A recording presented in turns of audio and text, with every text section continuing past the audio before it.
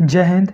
आज की इस वीडियो में हम लोग देखने वाले हैं प्राचीन भारत के प्रश्नों को, जो किसी भी एग्जाम के लिए महत्वपूर्ण होगा, जिसका यह भाग 13 है। भाग 12 तक नहीं देखे हैं तो लिंक डिस्क्रिप्शन बॉक्स में दिया गया है, आप वहां से जाकर देख सकते हैं।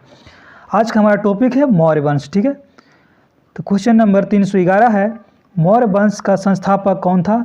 चंद्रगुप्त मौर्य। ठीक है, मौर्य वंश का संस्थापक कौन था? चंद्रगुप्त मौर्य। चंद्रगुप्त मौर्य का जन्म कब हुआ था? 345 ईसा पूर्व में। ठीक है, चंद्रगुप्त मौर्य का जन्म कब हुआ था? 345 ईसा पूर्व में। अगला प्रश्न है, चंद्रगुप्त का गुरु कौन था?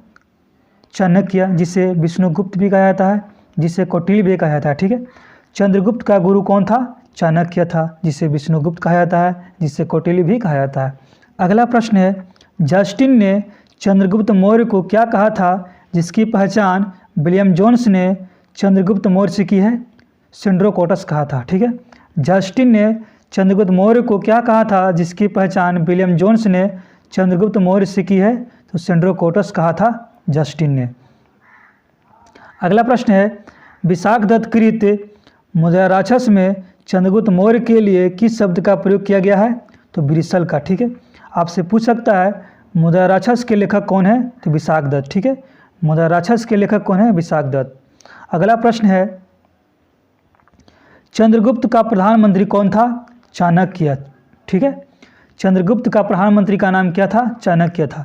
अगला प्रश्न है, अर्थशास्त्र के लेखक कौन थे? तो चाणक्य ही थे। ठीक है, अर्थशास्त्र के लेखक कौन थे? चाणक्य। अगला प्रश्न है, 305 ईसा पूर्व में सेल्यूकस निकेटर को किसने हराया था? चंद्रगुप्त मौर्य ने। ठीक है, 305 ईसा पूर्व में सेल्यूकस निकेटर को किसने हराया था? चंद्रगुप्त मौर्य ने हराया था। अगला प्रश्न है, चंद्रगुप्त और सेल्यूकस के बीच हुए युद्ध का वर्णन किसने किया है? एपियानस ने किया है। ठीक है, चंद्रगुप्त और सेल्यूकस के बीच हुए युद्ध का वर्णन एपियानस ने किया है।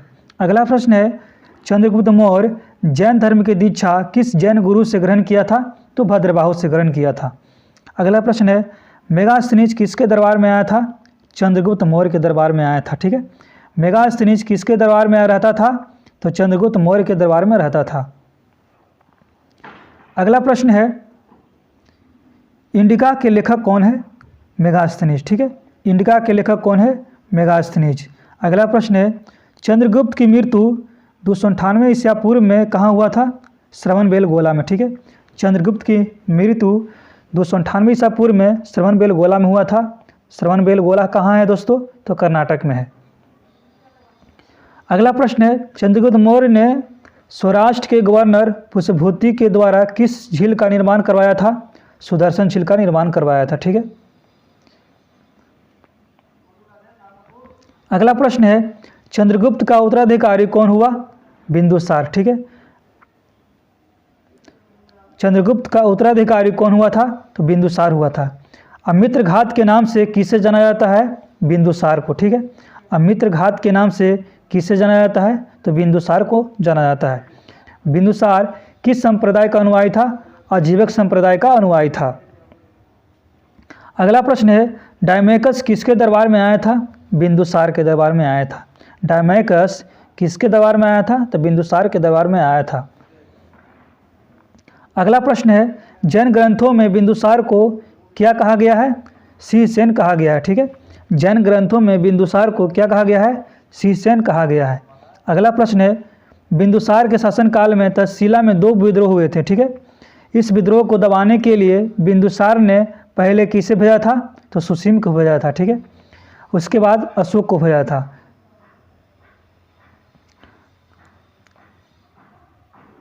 अगला प्रश्न है, बौद्ध विद्वान तारानाथ के अनुसार बिंदुसार को कितने राज्य का विजेता बताया गया है? 16 राज्य का। ठीक है, बिंदुसार का उत्तराधिकारी कौन हुआ? अशोक महान। ठीक है, बिंदुसार का उत्तराधिकारी कौन हुआ था? तो अशोक महान हुआ था। 269 ईसा पूर्व में गद्दी पर बैठा था।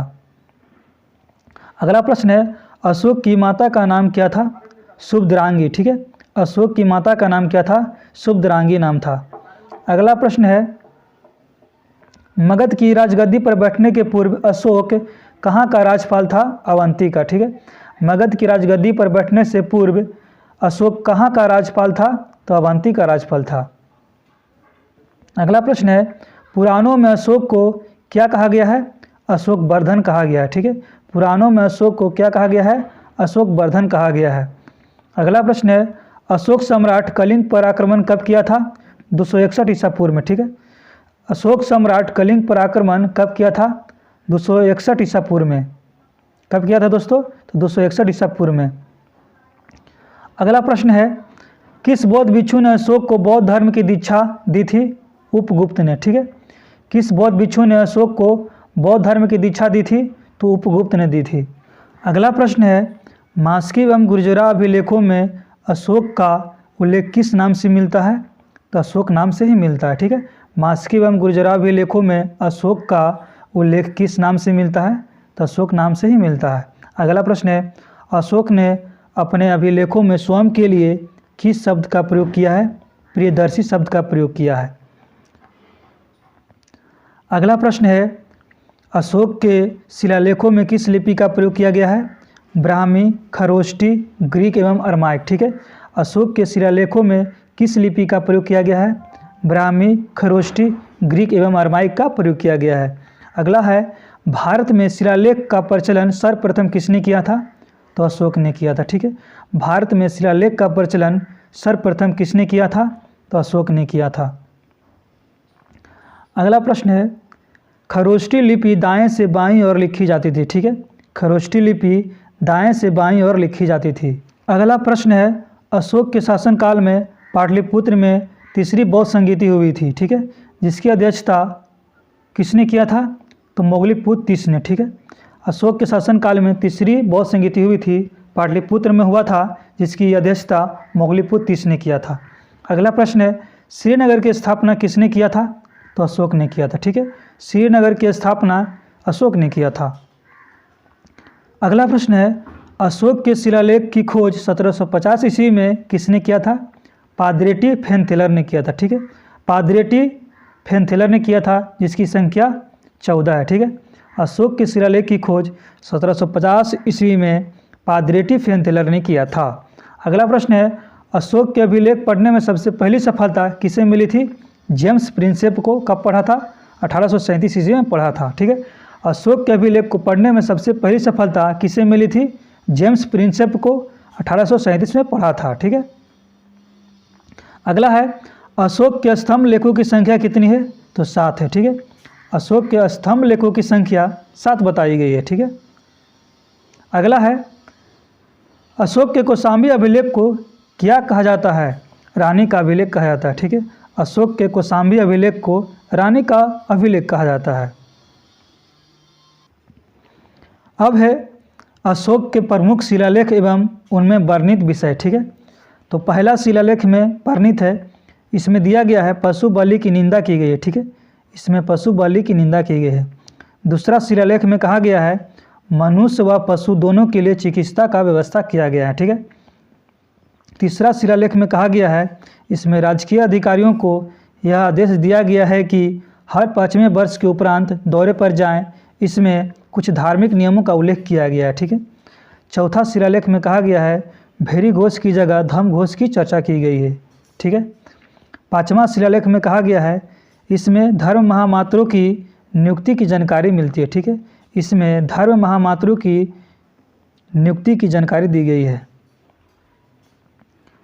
छठा शिलालेख में कहा गया है, इसमें आत्मनियंत्रण की शिक्षा दी गई है। ठीक है, छठा शिलालेख में क्या है? आत्मनियंत्रण की शिक्षा दी गई है। सातवां व आठवां शिलालेख में कहा गया है, इसमें अशोक की तीर्थ यात्राओं का उल्लेख किया गया है। सातवां एवं आठवां में क्या कहा गया है? अशोक की तीर्थ यात्राओं का उल्लेख किया गया है। नौवां शिलालेख में कहा गया है, इसमें सच्ची भेंट तथा सच्चे शिष्टाचार का उल्लेख किया गया है। ठीक है, सच्ची भेंट तथा सच्चे शिष्टाचार का उल्लेख किया गया है। नौवां में क्या है? सच्ची भेंट तथा सच्चे शिष्टाचार का उल्लेख किया गया है। नौवां में क्या है? सच्ची भेंट तथा सच्चे शिष्टाचार का उल्लेख किया गया है। ठीक है, 10वां में क्या है शिलालेख में?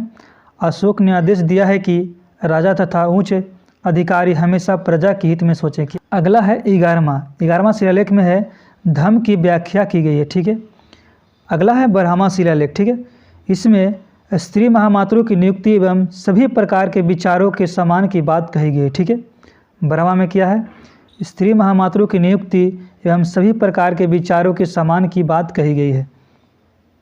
13वां शिलालेख में इसमें कलिंग युद्ध का वर्णन किया गया है। अशोक के हृदय परिवर्तन की बात कही गई है। इसी में 5 यमन राजाओं के नामों का उल्लेख किया गया है जहां उसने धर्म प्रचारक भेजे थे। ठीक है, 13वां में क्या है, इसमें कलिंग युद्ध का वर्णन किया गया है एवं अशोक के हृदय परिवर्तन की बात कही गई है। 14वां शिलालेख में है, अशोक ने जनता को धार्मिक जीवन बिताने के लिए प्रेरित किया है। ठीक है, 14वां शिलालेख में क्या है, अशोक ने जनता को धार्मिक जीवन बिताने के लिए प्रेरित किया है।